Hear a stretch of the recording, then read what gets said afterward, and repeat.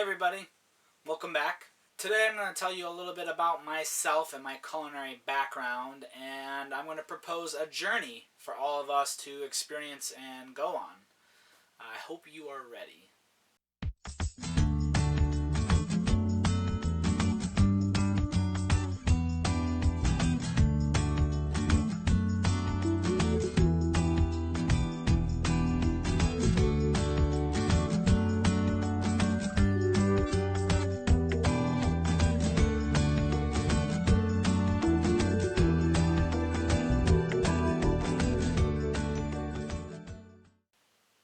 To start, I'm going to tell you a little bit about me. Ever since I was little, all I wanted to do was be a chef. When I was young, my dad was a chef, and I really liked that. I thought he was the coolest thing. My mother grew up in a restaurant. Her parents, my grandparents, owned a restaurant, and so she just grew up being in a restaurant, and as a kid, visiting my grandparents was visiting the restaurant, running it out of the kitchen and in the back and everything. So I just kind of grew up in this restaurant-ish environment. And also, after school, when it was just me and my sister, I would make us a snack, and I would talk to an imaginary audience like I was a chef on a cooking show. Just ever since I was a kid, I wanted to cook. I wanted to be a chef.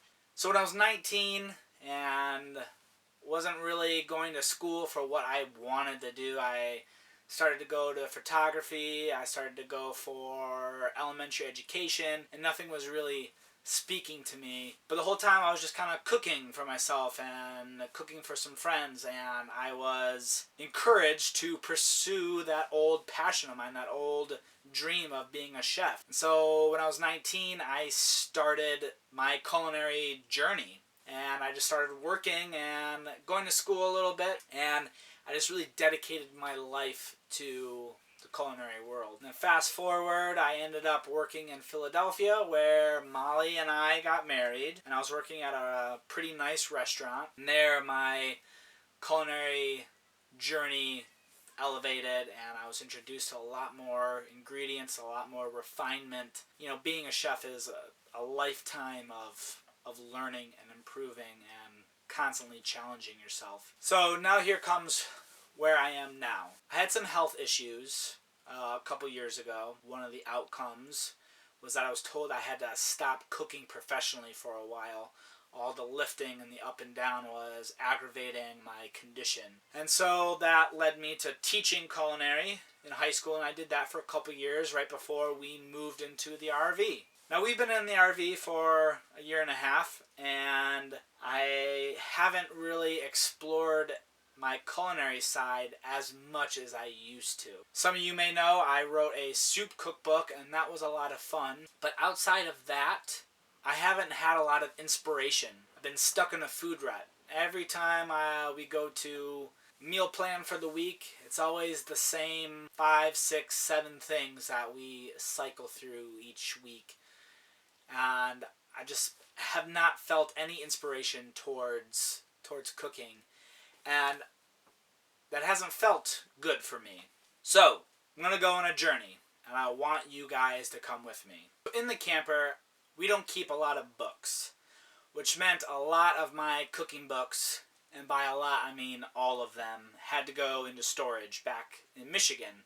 So we currently are in Michigan visiting family, and what I have done is I went through my cookbooks and I grabbed 3 or 4 of the ones that really speak to me, and I bought one more. What I'm going to do is I'm going to read these cookbooks, I'm going to take notes, and I'm going to adapt some of these to my own taste, my own flavors, make them vegan, and hopefully I find a little spark, a little kickstart to my creativity to get out of this food rut that I've been in. Right now, what's really been speaking to me is the Middle Eastern, the Mediterranean. I like how fresh it is. I like how full of flavor.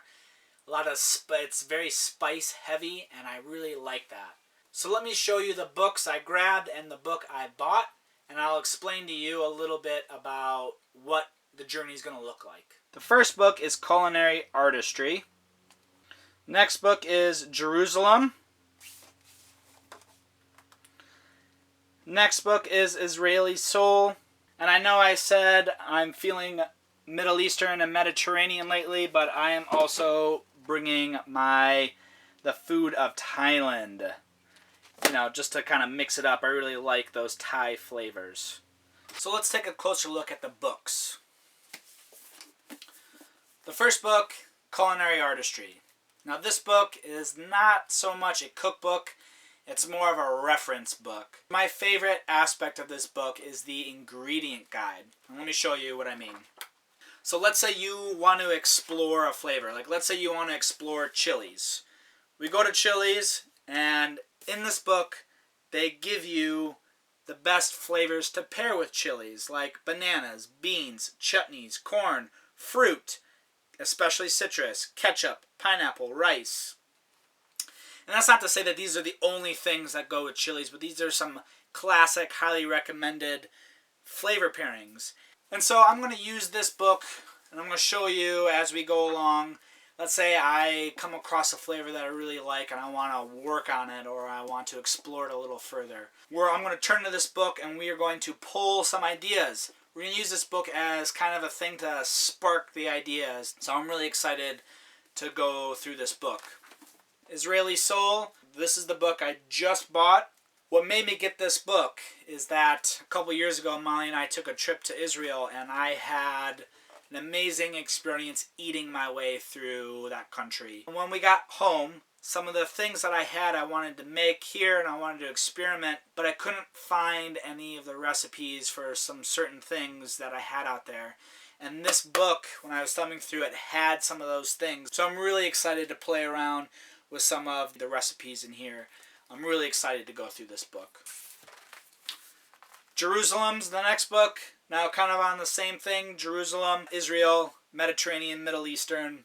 The two fellas that wrote this book, they met in London, but they are both from Jerusalem. But what's interesting is that one is from the Israeli side of Jerusalem and the other guy is from the Palestinian side of Jerusalem. So same city, same area, but different backgrounds culturally, and they come together in this book. I'm excited about this book too. And then just to mix things up, the food of Thailand. I love Thai food. I love the Thai flavors. This book has just got traditional recipes that we are going to take, adapt. A lot of fish, a lot of chicken, but we're going to adapt them to make them vegan.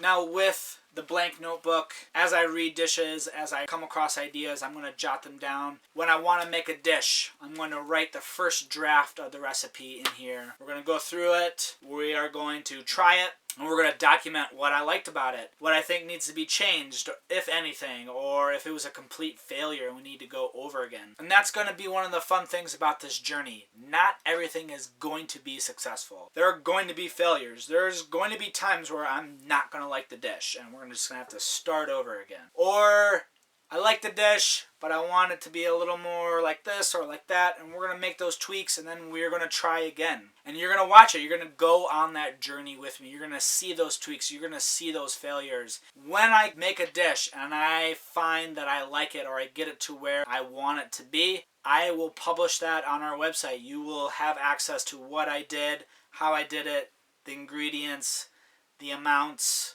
all of that. So stay tuned for those.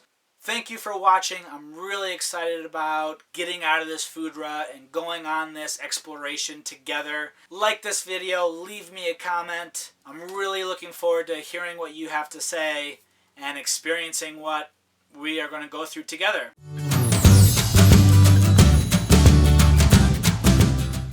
Very nervous. Okay. Like, it's just subscribe and like this video. Thanks for watching today's episode.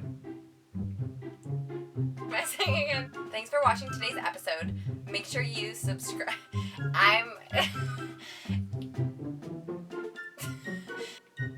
you see my hands? Thank you for tuning into today's episode. Oh, there's like a naked man running by. You know what? Let's not make a subscribe for real.